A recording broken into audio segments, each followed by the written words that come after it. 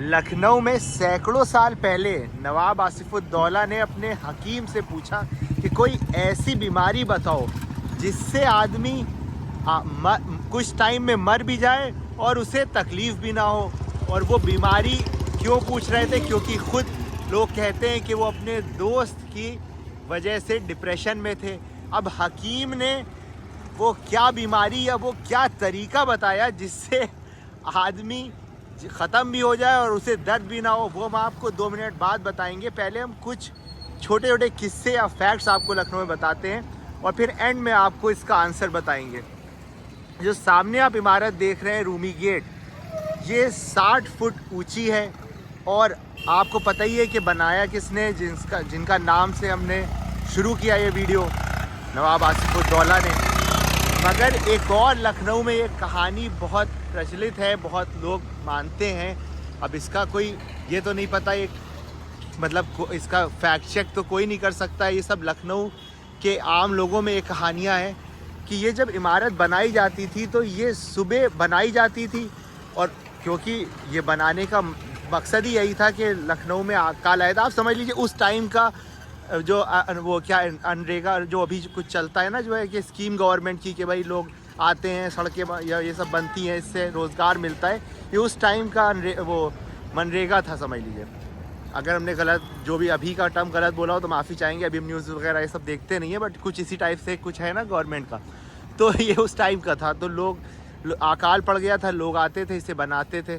तो ये भी कहावत है कि क्योंकि लोग ज़्यादा थे जो भुखमरी और इससे वो थे, और बनने में इसको इतने लोगों की ज़रूरत नहीं थी, तो दिन में ये बनाया जाता था और रात में वही जो थे, जो दूसरे लोग थे जिनको रोज़गार की ज़रूरत थी, वो इसे तोड़ देते थे और फिर दूसरे दिन ऐसा ही होता था। तो बहुत टाइम ये काम चला और करीब 15,000 लोगों को इस पूरे जो कॉम्प्लेक्स में इमामबाड़ा और इसके जो है रोज़गार मिला। तो अब और एक बात बताते हैं आपको नवाब आसिफुद्दौला से रिलेटेड।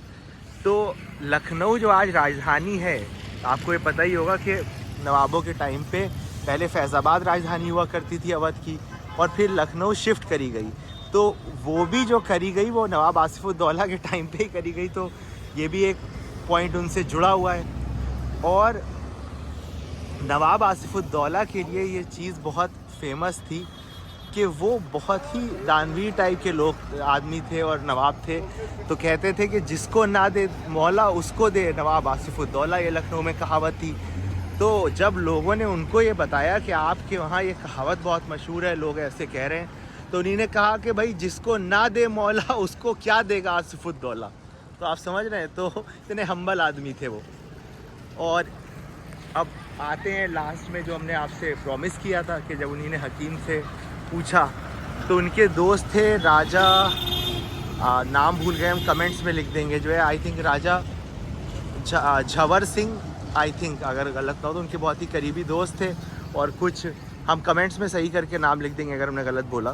तो जब पता चला कि भाई जब ये हुआ क्या कि अंग्रेज़ कुछ एक संधि चाहते थे और वो उनके एडवाइज़र भी थे, मिनिस्टर थे, तो उन्होंने जो है मना कर दिया कि अंग्रेज़ों की चाल है। अंग्रेज़ों को ये बात बहुत बुरी लगी और उन्हीं ने षड्यंत्र करके उनको, जो उनके दोस्त थे, उनको पटना भिजवा दिया। इस तरह का कुछ हो गया कि वो लखनऊ से उन्हें दूर जाना पड़ा। अब नवाब को ये बात बहुत ख़राब लगी क्योंकि उन्हें पता था कि भाई अंग्रेज़ों की चाल है और उन्होंने उनके साथ धोखा करा है जो भी। तो नवाब ने अपने हकीम से कहा कि भाई, जब वो डिप्रेशन टाइप के उसमें थे, कि भाई कोई ऐसी बीमारी बताओ कि या कोई तरीका बताओ कि जिससे आदमी की मौत भी हो जाए और उसको तकलीफ़ भी ना हो। तो हकीम ने कहा कि एक तरीका ये है कि आप ज़रूरत से ज़्यादा खाना खाएं, जितना खाना होता है उससे ज़्यादा खाएं, और साथ ही साथ देर तक नहाएं। तो ये कहते हैं कि वो उस तरह के अपने गम में थे अपने दोस्त के, कि वो खाना जितना खाना चाहिए उससे बहुत ज़्यादा खाने लगे और गोमती में घंटों नहाया करते थे कि भाई अब ये तकलीफ़ दूर हो। तो चलिए ऐसे ही लखनऊ के छोटे छोटे किस्सों के साथ मरीन ड्राइव चैनल पर, लखनऊ लवर्स के इस चैनल पर आपसे मिलते रहेंगे और यूं ही बातें होती रहेंगी। बहुत बहुत शुक्रिया, बहुत बहुत धन्यवाद। अच्छा, एक और फैक्ट है कि ऊपर जो बिल्कुल आप टॉप पे एक वो देख रहे हैं छतरी नुमा स्ट्रक्चर, यहाँ पे पहले कहते हैं जब ये बना था नया नया और सैकड़ों साल पहले, एक मशाल, एक लाइट टाइप की रखी रहती थी। तो लोग जब रात में आते थे लखनऊ तो और ऊपर यहाँ पे मशालें रहती थी। तो उस टाइम लाइट वाइट तो थी नहीं, तो ये एक अलग सा लगता था कि भाई इतनी ऊंची इमारत और एक लाइट और एक अलग सा रूहानी फील आता था जो लोग यहाँ से गुजरते थे।